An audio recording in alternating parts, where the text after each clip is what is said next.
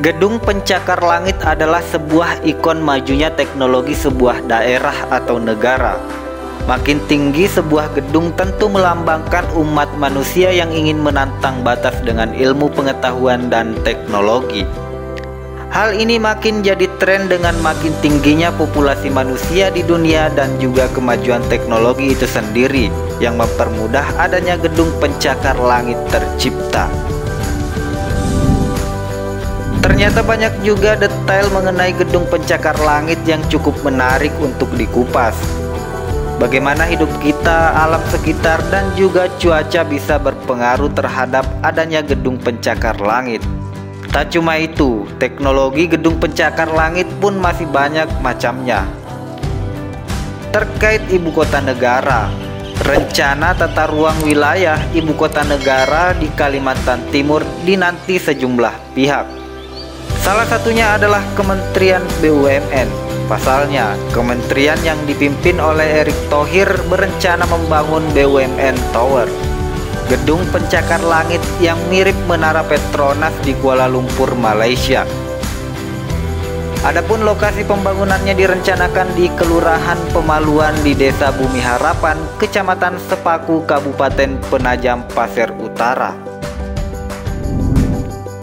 Informasi ini disampaikan staf khusus Kementerian BUMN Arya Sinulinga saat berkunjung ke Balikpapan. Pihaknya masih menunggu arahan dari Bappenas guna membahas desain lebih lanjut BUMN Tower, termasuk detail pembiayaan bangunannya nanti. BUMN Tower akan menjadi pusat perhubungan moda transportasi, juga sebagai pusat hiburan. Pembangunan gedung pencakar ini ditaksir bernilai 2 triliun yang nanti gedungnya dekat dengan kantor presiden.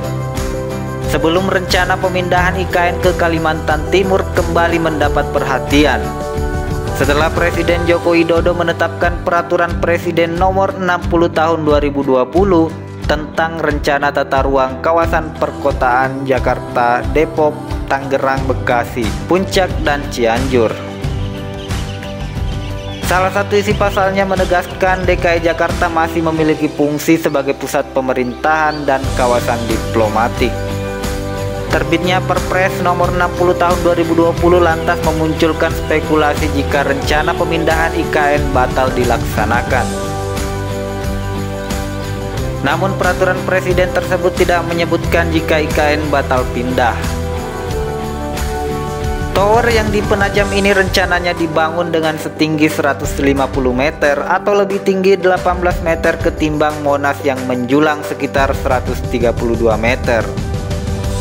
Pembangunan Tower Penajam ini masih dalam tahap rencana sehingga pemerintah Kabupaten Penajam Pasir Utara harus melihat kondisi keuangan yang tersedia.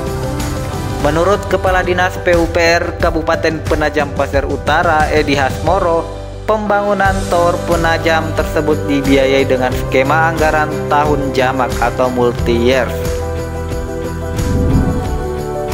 Jika kita bicara tentang tower secara global, gedung tertinggi di dunia saat ini adalah Burj Khalifa di Dubai dengan tinggi 830 meter.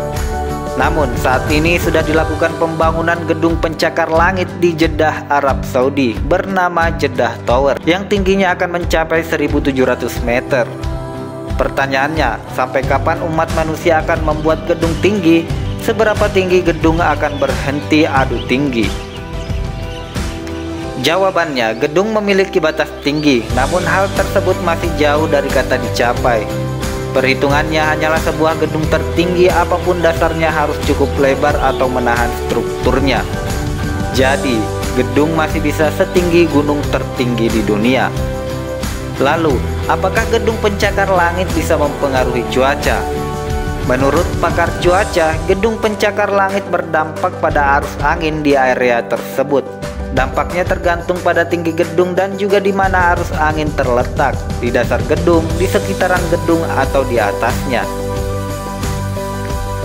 Gedung pencakar langit yang saling berdekatan membuat sebuah terowongan angin yang akan berhembus dengan keras di permukaan tanah.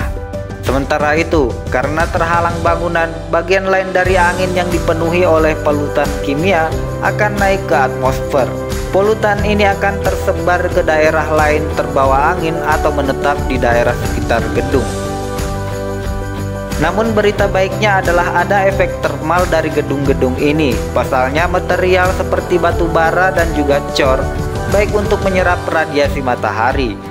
Sehingga pada malam hari yang dingin, gedung-gedung ini bisa melepaskan hangatnya matahari yang dikunci siang harinya.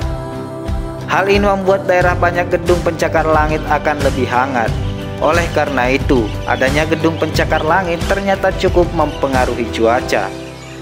Kemudian apakah gedung pencakar langit dapat menyebabkan gempa? Sudah bukan rahasia lagi kalau gempa tak cuma disebabkan oleh aktivitas biologis, namun juga disebabkan oleh ulah manusia. Pertambangan besar dan juga ledakan nuklir adalah merupakan contoh penyebab gempa. Tak cuma dari penyebab tersebut, ada juga gedung pencakar langit juga bisa menyebabkan gempa. Hal ini pernah terjadi di Taiwan, di mana gedung tertinggi yakni Taipei 101 adalah penyebabnya. Dulu sebelum ada Taipei 101 secara geologis gempa tak pernah terjadi. Namun bahkan ketika gedungnya masih dibangun, gempa mikro sudah sering terjadi. Akhirnya secara pasca gedung tersebut diresmikan tahun 2004, terdapat gempa sebesar 3,8 skala Richter, disusul dengan gempa sekitar 3,2 SR di beberapa bulan berikutnya. Ternyata untuk membuat gedung pencakar langit yang anti gempa, material yang lebih berat dipakai. Hasilnya kerak bumi tertekan dan memicu gempa. Pakar menyebut fenomena ini adalah salah satu kegagalan dalam membangun gedung pencakar langit. Oke, itulah informasi mengenai rencana pembangunan gedung pencakar langit di ibu kota negara baru dan beberapa informasi lainnya mengenai gedung pencakar langit. Semoga memberikan informasi yang baru. Jangan lupa like, share, and subscribe serta nyalakan lonceng notifikasinya. Assalamualaikum warahmatullahi wabarakatuh.